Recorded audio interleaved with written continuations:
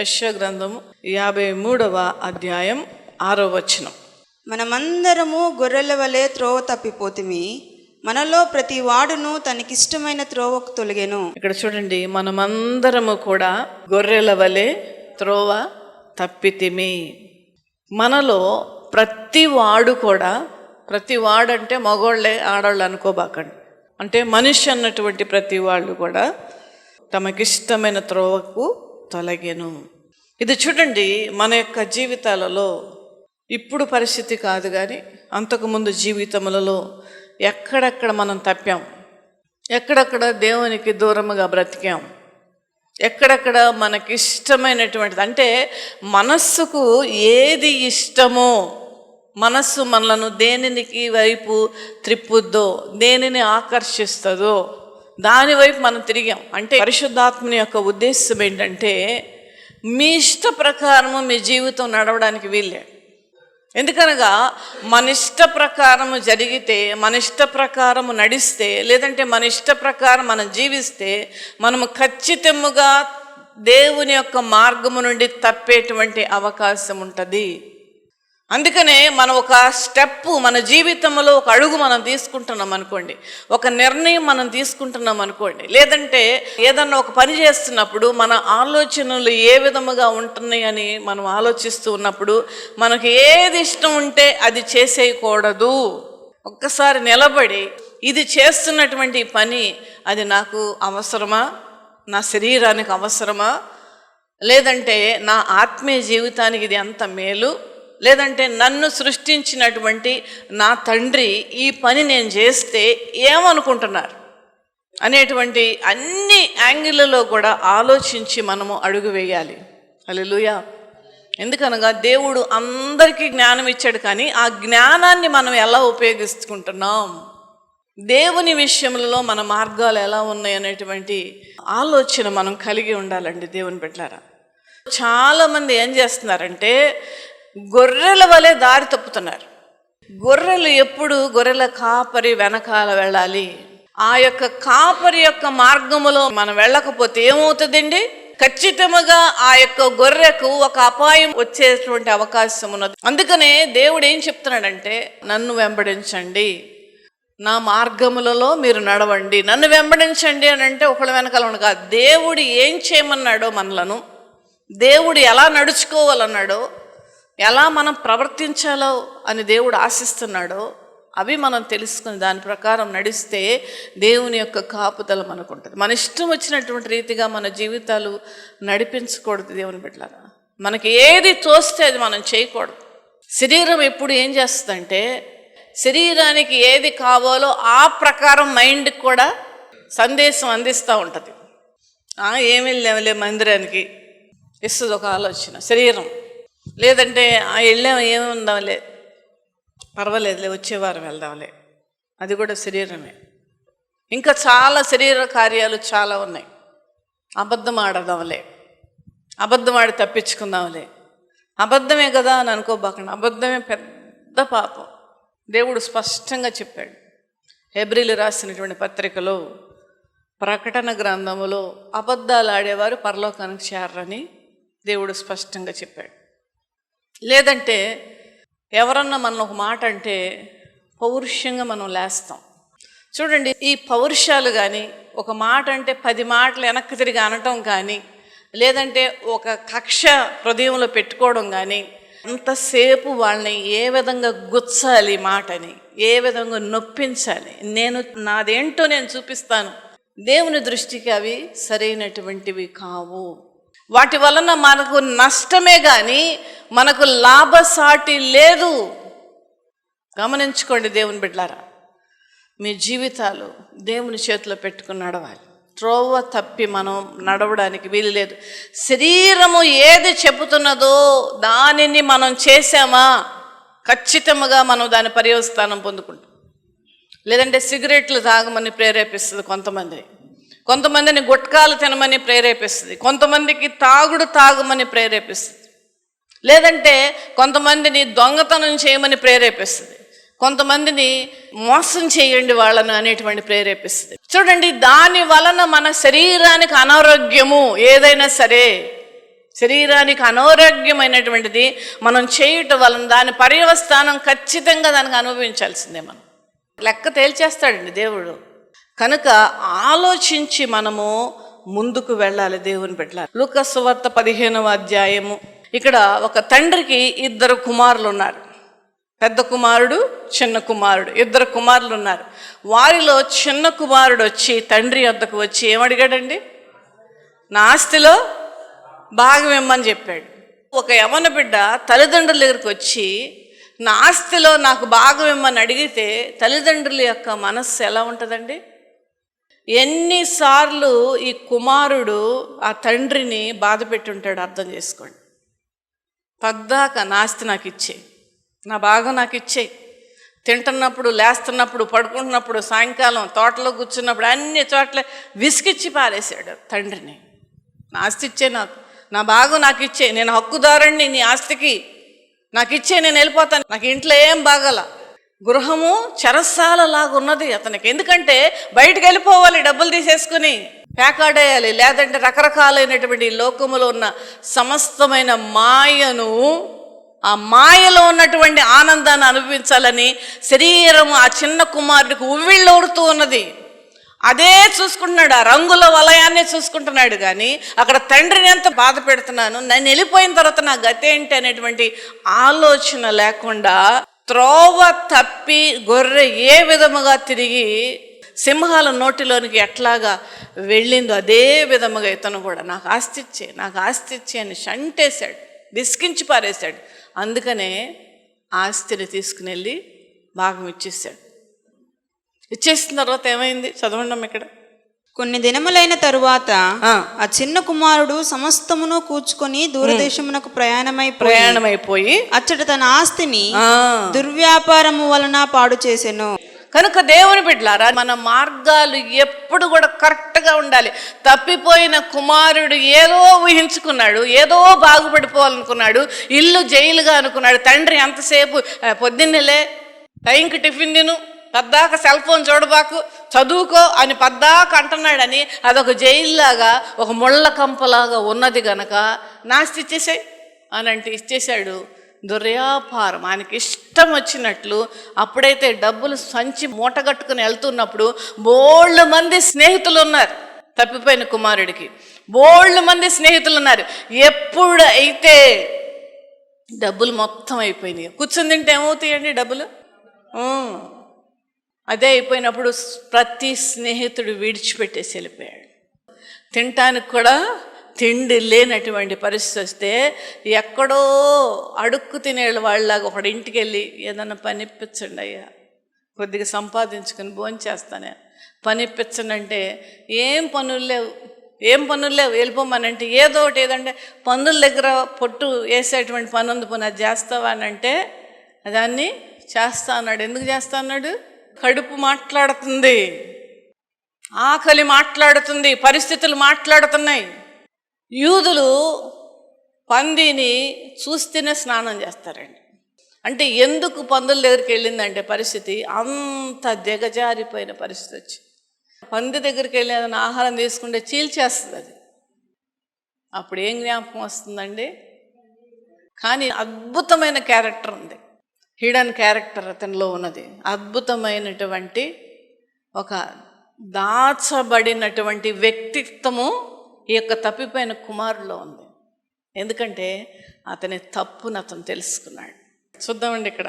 అయితే బుద్ధి వచ్చినప్పుడు అంటే అర్థం ఏంటి?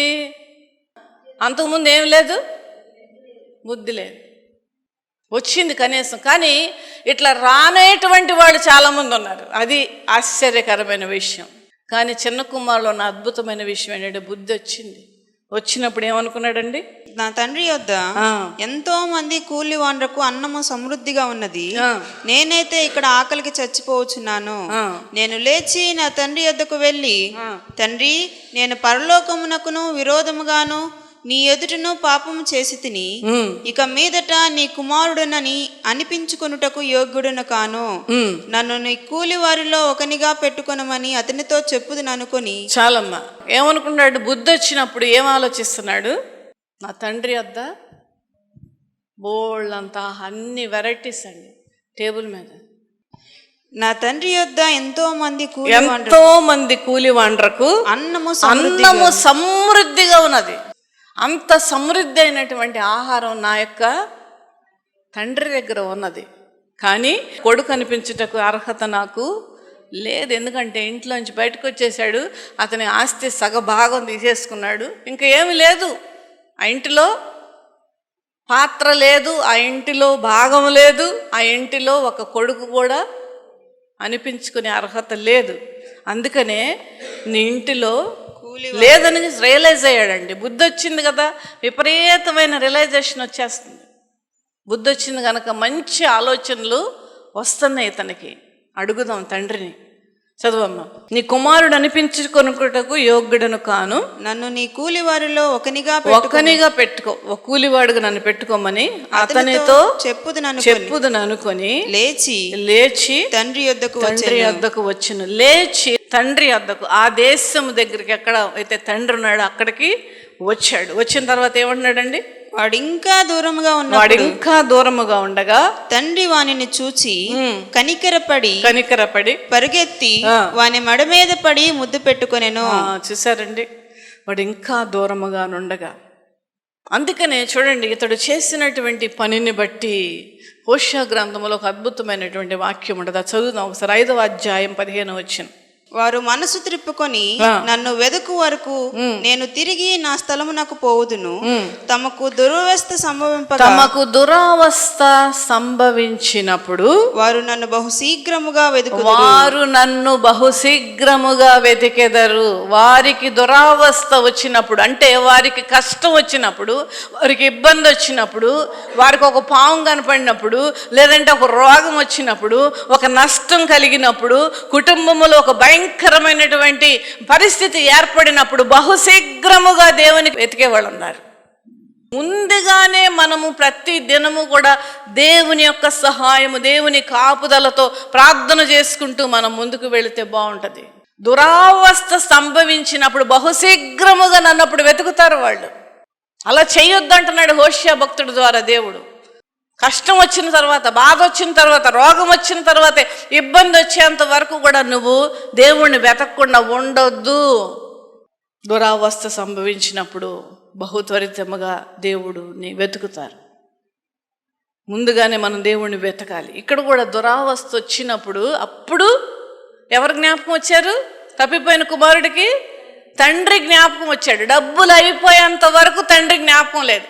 చాలా మంది మనుషులు ఈ రోజునంతే, అంతా బాగున్నప్పుడు, వ్యాపారం బాగున్నప్పుడు, ఉద్యోగం బాగున్నప్పుడు, ఆరోగ్యం బాగున్నప్పుడు, పిల్లలందరూ బాగా నడుస్తూ ఉన్నప్పుడు దేవుడు ఏమాత్రము జ్ఞాపకం రాడు.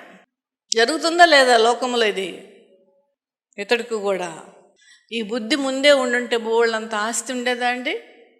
ఈ ఉపమానం దేవుడు ఎందుకు చెప్పాడంటే, ఈ విధముగా చాలా మంది ఉన్నాం, దోవ తప్పుతున్నాం.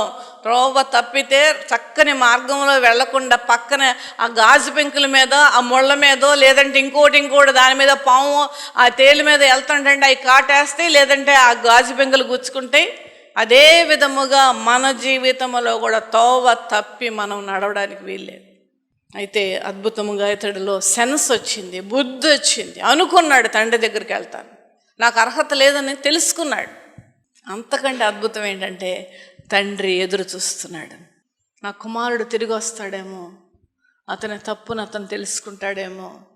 అతను వస్తున్నప్పుడే వెంటనే తండ్రి పరిగెట్టుకుంటూ ఆ యొక్క కుమారుడు దగ్గరికి వెళ్ళాడంటే ఆ తండ్రి ఎంతగా ఆ కుమారుడు తిరిగి వస్తాడు అని ఎదురు చూస్తున్నాడో అర్థం చేసుకోండి. ఈ కుమారుడు గురించి ఎంతగా ప్రార్థన చేస్తుంటాడు ఆ తండ్రి. నా కుమారుడు తిరిగి రావాలయ్యా.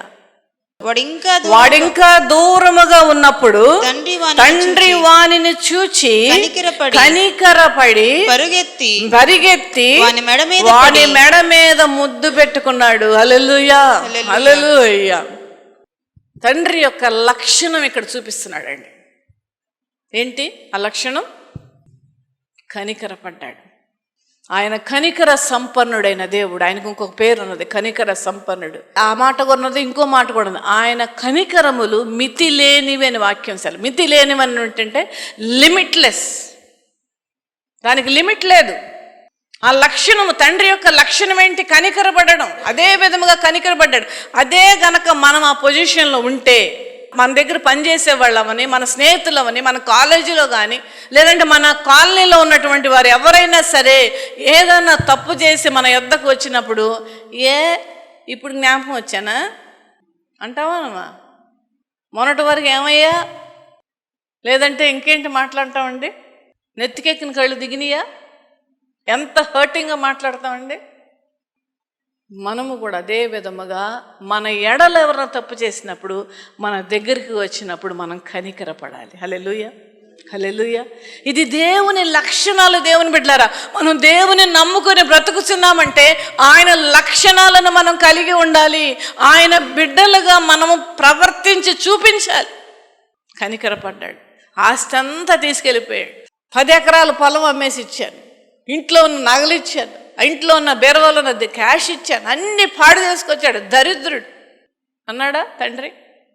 దూరముగా ఉండగానే తండ్రే పరిగెట్టుకుంటూ కుమారుడి వద్దకు వెళ్ళి అతని మెడ మీద పడి ముద్దు పెట్టుకున్నాడు. హల్లెలూయా, హల్లెలూయా. మెడ మీద ఎందుకు ముద్దు పెట్టుకున్నాడండి? మెడ మీద నర్వ్స్ ఎక్కువ ఉంటాయి. ఏముంటాయండి? నరాలు ఎక్కువ ఉంటాయి. బ్రెయిన్కిను, శరీరానికి అంటే తలకిను, తలలో ఉన్నటువంటి మెదడుకిను, శరీర భాగంలో ఉన్నటువంటి అన్నిటికీ కనెక్షన్ ఉంటుంది. ఆ కనెక్షన్ ఏంటి? నరాల ద్వారానే కనెక్షన్. ఆ యొక్క మెడ మీద ముద్దు ఏంటంటే ఆ నర్వ్స్ని టచ్ చేస్తున్నట్టు. నరముల మీద ఉన్నటువంటి స్పర్శ హృదయాన్ని తాకుతుంది. చూసారండి? నేను అర్థం అవ్వకపోతే ఎందుకు మెడ మీద అని నేను ఆలోచించాను వాక్యం చదువుతున్నప్పుడు. దేవుడు నాకు రివీల్ చేసి చెప్తున్నాను. అతని మెడ మీద కాదు ముద్దు పెట్టుకున్నది, అతని హృదయం మీద ముద్దు పెట్టుకున్నాడు. హల్లెలూయా. తండ్రి ఎంత గొప్ప దేవుడు మన తండ్రి. హల్లెలూయా. మెడ మీద ముద్దు పెట్టుకున్నాడు. కట్టుకుని అప్పుడు ఆ కుమారుడు అతనితో, తండ్రి, నేను పరలోకమునకు విరోధముగాను నీ ఎదుటను పాపం చేసి తిని ఇక మీదట నీ కుమారుడనని అనిపించుకొనుటకు యోగ్యుడను కాను. అయితే తండ్రి తన దాసులను చూచి ప్రశస్త వస్త్రము త్వరగా తెచ్చి వీనికి కట్టి వీని చేతికి ఉంగరము పెట్టి పాదములకు చెప్పులు తొడిగించుడి, క్రొవ్విన పశువును తెచ్చి వధించుడి, మనము తిని సంతోషపడుదుము. ఈ నా కుమారుడు చనిపోయి మరలా బ్రతికెను, తప్పిపోయి దొరికినని చెప్పాను. ఇక్కడ అంతకు ముందు బుద్ధి వచ్చినప్పుడు కుమారుడు ఏమనుకున్నాడు? నా తండ్రి వద్ద బోల్డ్ మంది పనివాళ్ళు ఉన్నారు, ఆ ఇంట్లో కూలివానిగా నేను జాయిన్ అవుతాను అని అనుకున్నాడు. అనుకున్న తర్వాత ఏం చేశాడు? వెళ్ళాడా? ఫస్ట్ ఏమన్నా అనుకున్నాడు మనసులో, మొదటి పాయింట్. రెండోది ఏంటి? తండ్రి వద్దకు వెళ్ళాడు. తండ్రి వద్దకు వెళ్ళడం అంటే వేరే దేశం, దూరంగా ఉన్న ప్రదేశం. అక్కడ అనుకున్నాడు, అనుకున్నది చేశాడు. మూడోది నేను ఏమనుకున్నానో అనేది చెప్పాడు. చాలాసార్లు మనం చేస్తున్నటువంటి తప్పేంటో ముందుగా అసలు మనం రియలైజ్ అవ్వండి. నెంబర్ 1 పాయింట్, నాకైనా మీకైనా నెంబర్ 1 పాయింట్ ఏంటంటే నేను చేస్తున్న తప్పు ఏంటి అనేటువంటి మనం రియలైజ్ అవ్వాలి. పొద్దున లెగిస్తే నేనేం మాట్లాడుతున్నాను, అది దేవునికి ఇష్టమైనదా? నేను ఎలా ప్రవర్తిస్తున్నాను, అది దేవునికి ఇష్టమైనదా? నా జీవించే విధానము దేవునికి ఇష్టముగున్నదా? దేవుడు నాకు ఇచ్చిన సమయాన్ని నేను చక్కగా సద్వినియోగం చేసుకుంటున్నానా లేదా అనేటువంటి ఒక సృహలో మనం బ్రతకాలి. దేవుని బిడ్డలారా, అనుకున్నాడు, అనుకున్నది చేశాడు. తండ్రి వద్దకు వెళ్దాం అనుకున్నాడు. అనుకున్న తర్వాత మళ్ళా అనుకున్న మాటలను తండ్రితో చెప్తున్నాడు. అది గొప్పతనం ఇతనిలో ఉన్నది. ఆ తండ్రి వచ్చేసాడుగా, మెడ మీద ముద్దు పెట్టేశాడుగా, అయిపోయింది, ఇంకా అనవసరం, ఎందుకులే ఎక్స్ట్రా మాటలు. తండ్రి క్షమించేశాడు కదా నన్ను, ఇంకెందుకు అనాలి? అయినప్పటికీ అంటున్నాడు మళ్ళా, నాయనా నీ కుమారుడిని అనిపించుకోవడానికి అర్హత నాకు లేదు, యోగ్యత నాకు లేదు. ఈ తండ్రి ఈ విధముగా చేస్తున్నప్పుడు కుమారుడు ఏం చేస్తూ ఉండుంటాడు? ఏడుస్తూ ఉండుంటాడు. ఎందుకు ఏడుస్తున్నాడంటే అన్ని విధాల, కొంతమంది ఏడుపుతో కూడిన ఆనందంలో కూడా ఆనంద బాష్పాలు వస్తాయి కదండి. ఇక్కడ ఆ ఏడుపులో ఎన్ని అర్థాలు ఉన్నాయంటే, నా తండ్రి మళ్ళా నన్ను యాక్సెప్ట్ చేశాడు, నా తండ్రి నన్ను మళ్ళా స్వీకరించాడు. రెండవది, నా తండ్రి నన్ను క్షమించాడు. ఏం చేసావురా, డబ్బులు కొంతన్నా ఇచ్చానుగా 10 లక్షలు, కనీసం 1 లక్ష ఉన్నాయా బ్యాగ్లో అని అడగల. మనదైతే అదే చేస్తాం ఖచ్చితంగా. నేనేమనివ్వండి, మీరెవనివ్వండి. కానీ దాని సంగతే ఎత్తల. నా కుమారుడు తిరిగి నా యొద్దకు వచ్చాడు. అదే తండ్రి యొక్క ఆనందం. తండ్రి దేనికి సాదృశ్యముగా ఉన్నదండి? యేసు ప్రభుల వారిని తండ్రి అయిన దేవా అని మనం ప్రార్థన చేస్తాం. ఈ తండ్రి పరలోకపు తండ్రికి సాదృశ్యముగా ఉన్నాడు. హల్లెలూయా, హల్లెలూయా. మనం చాలాసార్లు తప్పిపోతున్నామండి. చాలా విషయాలకు మనం తప్పుతున్నాం. శరీరమును అనుసరించి మనం బ్రతుకుతూ ఉన్నాం. శరీరాన్ని మనం లోబరుచుకుంటే, లేదంటే శరీరానికి ఇచ్చేటువంటి తలంపులకు మనం లోబడితే ఖచ్చితంగా దేవునికి దూరం అవుతాం మనం. గమనించండి దేవుని బిడ్డలారా. అందుకనే అసలు మనం వివేచన జ్ఞానం నాకు కావాలి ప్రభువా అని ప్రార్థన చేసుకోవాలి ఎప్పుడు కూడా. ఇది నా ఫ్లష్ నుంచి వస్తుందా ఆలోచన, దేవుడు మనలో పెట్టిన ఆత్మ ద్వారా వస్తున్నదా అనేటువంటి ఒక ఆలోచన పరంగా మనం జీవించాలి. తండ్రి ఎన్ని తప్పులు మనం చేసినా మనల్ని యాక్సెప్ట్ చేస్తాడు. హల్లెలూయా. మళ్ళా మనలను అదే ప్రేమను చూపిస్తాడు. తిరిగి వచ్చాడు, చాలు తెలుసుకున్నాడు, సెన్సస్లోకి వచ్చాడు, రిపెంట్ అయ్యాడు, ఈ కేమ్ బ్యాక్ టు మీ అనుకొని అదే చూసుకున్నాడు తండ్రి. అందుకనే మెడ మీద ముద్దు పెట్టి ఆ మొదటి ప్రేమను కనపరుస్తూ ఉన్నాడు. కొడుకేమో మాట్లాడుతూ ఉన్నాడు తండ్రితో, నీ కుమారుడు నేను అనిపించుకోవడం, నేను పోగొట్టుకున్నాను ఆయన, కుమారుడు అనిపించుకున్న అర్హత లేదు, నీ కూలివానిగా పెట్టుకో చాలు, ఆయనకి వేస్తున్న ముద్ద నాకు కూడా చాలు అని మాట్లాడుతుండంటే ఏం చేస్తున్నాడు? అందరికీ చెప్తున్నాడు, నా కుమారుడు తిరిగి వచ్చాడు. ప్రశస్తమైన వస్త్రం చూడలేకపోయాడు తండ్రి ఆ కుమారుడిని. మాసిపోయిన బట్టలు, చిరిగిపోయిన బట్టలు, తలంతా పెరిగిపోయి తలస్నానం చేయకుండా మురికి పట్టేసి చెప్పులు లేకుండా హీన స్థితిలో ఉన్నటువంటి ఆ యొక్క కుమారుడిని చూడలేక ప్రశస్తమైన వస్త్రాలు, కాస్ట్లీ బట్టలు తీసుకుని వచ్చి ఉంగరం తొడిగించి, తర్వాత ఏం చేసేటండి? క్రొవ్విన దూడను తెచ్చి వధించుడి, మనము తిని సంతోషపడుదుము. Thanks giving prayer. మనము తిని సంతోషించదము. నా కుమారుడు చనిపోయాడు. ఎప్పుడు చనిపోయాడు? ఎప్పుడైతే తప్పుడు ఆలోచన వచ్చిందో అప్పుడే చచ్చిపోయాడు.